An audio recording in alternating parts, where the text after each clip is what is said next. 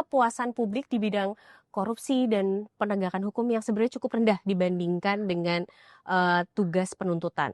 Nah, aku penasaran untuk mendalami tentang korupsi dan penegakan hukum ini karena di tengah saat ini kejaksaan mendapatkan sorotan terhadap kinerjanya yang cepat gitu ya.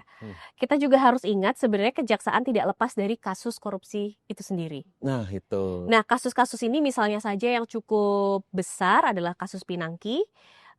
Salah satu mungkin sedikit aku ingatkan soal kasus ini adalah kasus Jaksa Pinangki Sirna Malasari yang pada 2020 divonis menerima suap dari Joko Chandra untuk mengurus fatwa di Mahkamah Agung yang awalnya dihukum 10 tahun penjara, namun di tingkat banding hukumannya dipotong menjadi 4 tahun. 4 tahun.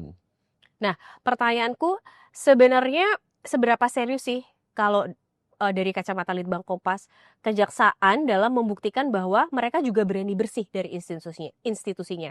Karena mungkin dari kasus Pinangki ini kita juga bisa melihat ini presiden ketika penegak hukum itu bisa tajam keluar, tapi justru tumpul ketika si terdakwanya adalah penegak hukum itu sendiri.